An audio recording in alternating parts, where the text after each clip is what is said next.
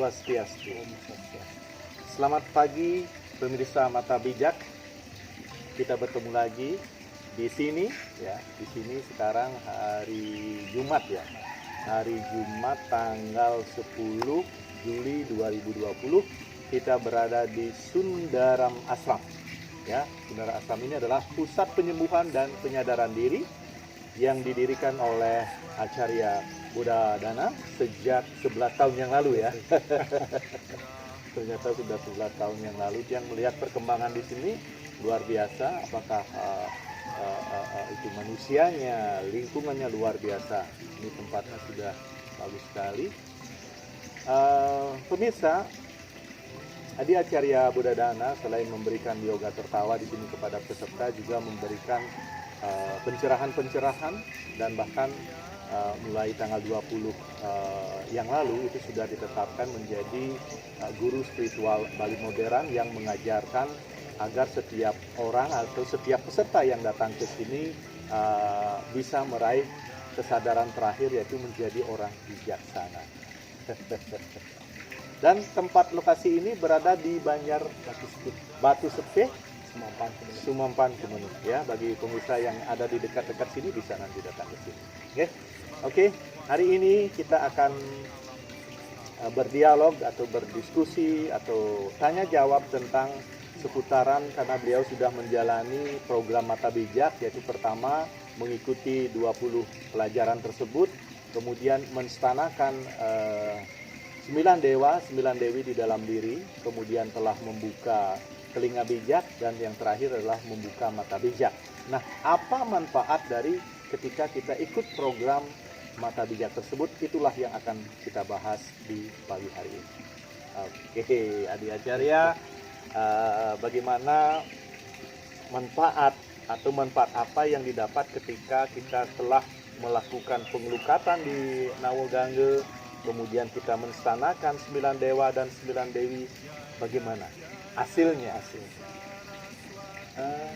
Seperti alam semesta ini, tubuh kita adalah buah makhluk. Ya, Kita akan menselaraskan buah makhluk dengan buah makhluk di alam ini.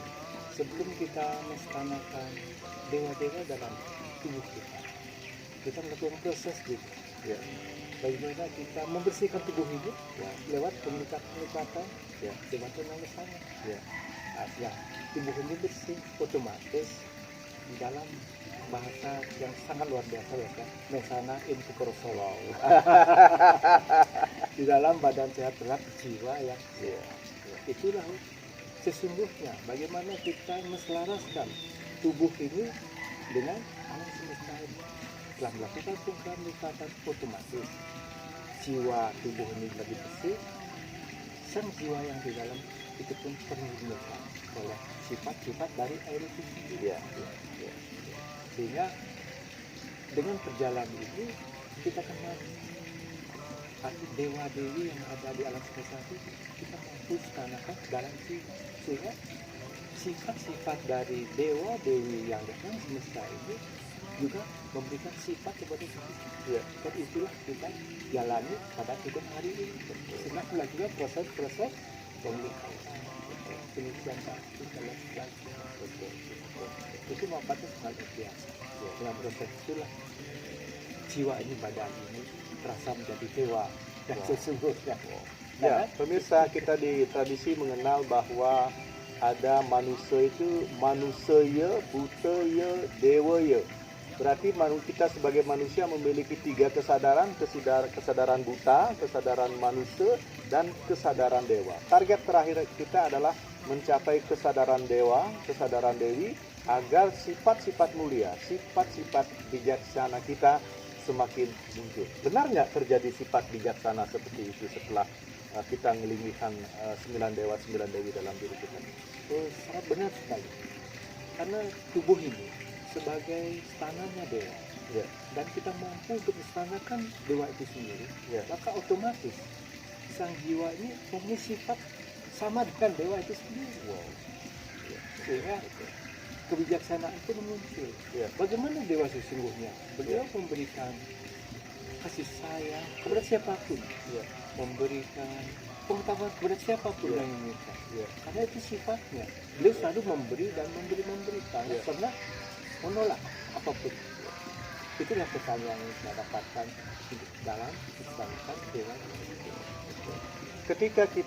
Ketika manusia memunculkan sifat-sifat bijaksana, pada saat itu Tuhan akan memberikan kesempatan kepada kita sebagai manusia untuk mendengarkan suara beliau, yang istilah tradisi dikenal dengan bahwa beliau adalah gudangnya ilmu, yang diumpamakan sebagai ilmu itu adalah sastra tanpa tulis, dan luasnya pengetahuan itu bagaikan segara tanpa tepi. Nah, Nanda Adi Bodadana sudah dibuka telinga bijaknya. Benar nggak kita bisa menggali ilmu dari alam semesta ini? luar biasa. Itu sangat benar sekali. Ketika sifat dewa sudah ada dalam diri kita, maka yang di alam semesta ini adalah ciptaannya. Dan itu juga sebagai guru dalam kehidupan kita. Nah, kan kita bisa berkomunikasi, katanya kita bisa bertanya, dan beliau menjawab. Pertanyaan apa yang terkesan dan sampai saat ini masih diingat dan masih tertanam di dalam batin? Karena wujud inilah ciptaan beliau, maka semua yang ada di alam semesta inilah ada beliau berstana, sehingga kepada siapapun, kepada apapun, baik itu tumbuhan, hewan, dan binatang, kita bisa bertanya ke alam ini. Kalau itulah ada wujud beliau. Iya. Sehingga apapun yang kita tanyakan, kalau yang kita ingin tahu, maka di sana ada pengetahuan di alam. Satu contoh, pertanyaannya apa? Pertanyaannya adalah, siapakah diriku sejati? Nah, jawabannya apa? Di sana ada, aku adalah kamu, kamu adalah aku. Wow. Karena setiap ciptanya ada wujudnya dalam diri. Iya, iya. Sehingga beliau mengatakan buana alik yang ada dalam dirimu adalah buana alik dalam alam semesta itu. Sehingga ketika kamu terkumpul dengan buana alik, itulah juga aku. Wow. Karena beliau mengisi dalam suatu kekosongan. Iya, iya. Karena setiap sel yang ada di dalam diri ada tercipta dari beliau. Berarti cocok dengan apa yang dikatakan di tradisi bahwa apa yang ada di Buana Agung ada di Buana Alit, seperti itu. Iya. Berarti ada Tuhan besar, ada Tuhan kecil. Kita adalah Tuhan kecil yang merupakan percikan terkecil dari Tuhan yang besar. Berarti itu proklamasi ini, aku adalah kamu, kamu adalah aku. Iya, itu Wow. Iya. Wow, luar Kalau biasa. setelah kita menjalan ke dalam, memang setiap sel itu dah satu kosong ada Tuhan. Sehingga kita meyakini Berarti Tuhan itu memenuhi diri kita. betul sekali. Betul sekali. Yang terakhir, Nanda kan sudah membuka mata bijak. Itu apa sebenarnya itu? Apa yang disaksikan ketika mata bijak itu terbuka? Begini, sifat Tuhan ada dua macam, Ya, Nirguna Bana dan Saguna Bana. ya, Nah di sanalah kita, karena Tuhan berupa cahaya, berupa zat, dan kita bisa mampu aplikasikan, kita mewujudkan Tuhan sebagai apa, sebagai wujud seperti apa. Ketika kita mewujudkan Tuhan sebagai cahaya, maka Tuhan akan berupa cahaya misalnya. Bila kita mewujudkan misalkan satu dewa, misalkan dewa Siva, dengan ciptaan kita bisa mewujudkan Tuhan sebagai wujud Siva. setelah berwujud. Setelah berwujud. Tapi sebenarnya beliau dikatakan tidak berwujud, Tidak tetapi berwujud. ada. Kan? Ada. Tetapi benar nggak bisa dilihat wujud beliau itu yang tidak ada itu? Itu sangat luar biasa. Ya. Ketika mata bijak ini sudah terbuka, maka kita akan mampu melihat wujud yang sesungguhnya seperti itu. Ternyata di dunia modern dikatakan Tuhan adalah energi. Energi tidak terlihat, energi seperti angin.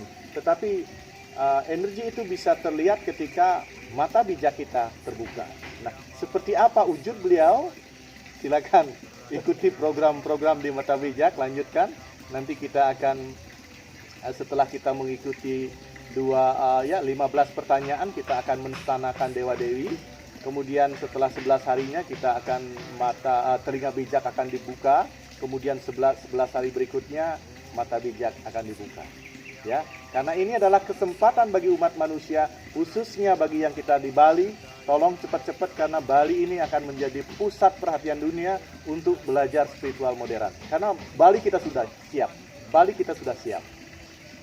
Oke, terima kasih Nanda atas waktu yang sudah diluangkan untuk memberikan informasi kepada teman-teman kita di Mata Bijak agar kita menjadi bijaksana.